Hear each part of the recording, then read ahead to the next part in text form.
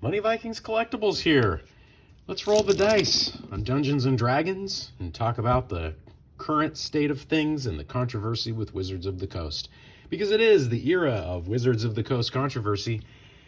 But, I want to take my time and digest things before I wade in on what seems to be an internet controversy. I am a longtime player and collector of Dungeons and Dragons. Yeah, major nerd. And I can prove it with one of my key collectibles, which is an original Dungeons and Dragons red box.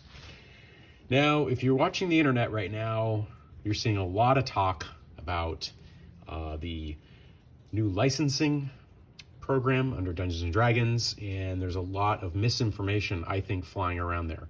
None of this is sponsored by Wizards of the Coast. This is my own opinion, and just my opinion. And it's based on what I know and what I've read and looked at thus far. But I think the controversy is overblown. And listen, this is coming from a guy that's been pretty vocal about criticism of Wizards of the Coast recently with the way Magic products were unleashed in 2022 with too much, too fast, devaluing things, screwing with the reserve list, Magic 30, etc. I thought it was a total you-know-what show.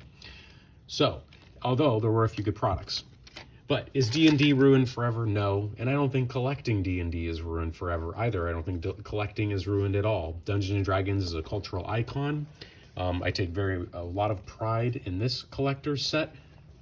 I take pride in the condition that it's in. And look, I've even got the original dice with the crayon. Pretty darn amazing, okay? It's a beloved game. It teaches people about strategy, teamwork. It gets people together. It has a bit of drama and fantasy in it. You can even learn acting. There's so many skills that can be learned through Dungeons and Dragons, and it can just be plain fun. So I'm going to wrap this up and put it back, and I'm going to go through the controversy. Here's the deal. The bottom line is this. If a person sells content that is based on the Dungeons & Dragons system and the rules, and I believe uses that name, if they make over $750,000 selling that content, basically the new rules say, the new legal rules, we're talking about legal rules, of course, not game rules, say that then a person owes Wizards 25%. Okay? First of all, I would just say right out the gate that, including myself, that pretty much doesn't involve 99.9% of all of us who play Dungeons and Dragons casually or even collect the game or enjoy it, okay? There's different rules systems. This was their update to the rule system. So that's the first thing. And I don't know if I agree with that concept, but at the end of the day, it doesn't affect me and it won't affect most of you. It will affect some companies, I guess, that make content and have it under some sort of D&D rules. I'm sure there's a lot of legal ways around this that I wouldn't know about. I'm sure a company could make adventures, write adventures. You're really talking about intellectual property here. You're talking about storytelling. People are selling stories. And, it's an amazing thing. Should Wizards own all those stories? This is for legal folks to figure out. I guess my personal opinion, probably not. But again, I just want people to understand that probably won't affect most of us. Number 2, this is affecting gaming licensing and not gameplay. Those of us who use all these amazing...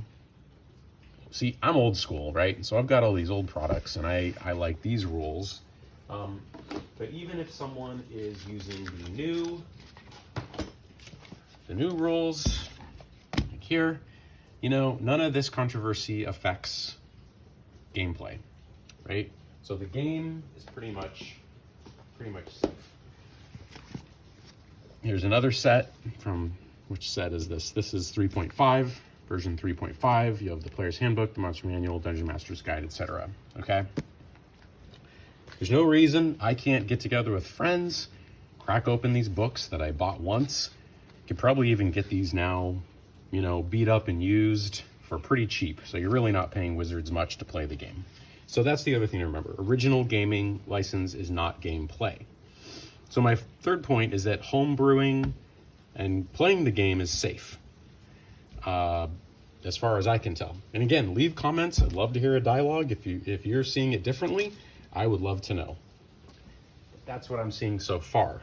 And I'd say the fourth thing, because we're mainly a collecting and investing channel, I like to play the games, but a lot of what I'm sharing is about collecting and enjoying collectibles such as trading card games, vintage Dungeons and Dragons materials like these ones.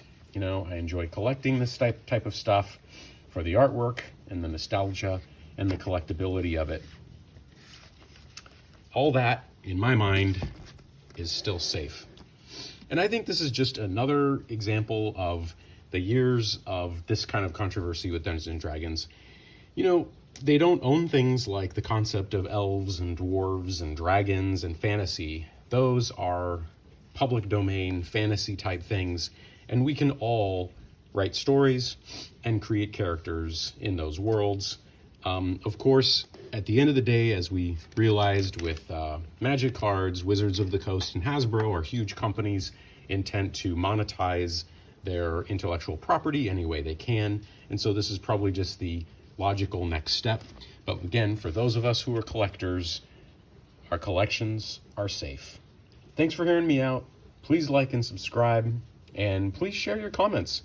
If I'm missing something, please let me know. I would really like to hear it, and I'd like to think about this more deeply as time goes on, and that's why I took a little time to make this video. I wanted to think about it. But I think, for myself, I would say as a player and a collector, everything is just fine in the world of Dungeons and Dragons. And I also feel comfortable and confident in the concept that if I wake up tomorrow and I decide that I'm going to be a writer and I'm going to write fantasy content for role-playing games, I think I could still write that kind of content and even sell it if I wanted to. And I don't think I would owe Wizards of the Coast any money, because imagination and fantasy are open and free to everyone. Thanks for watching, everybody.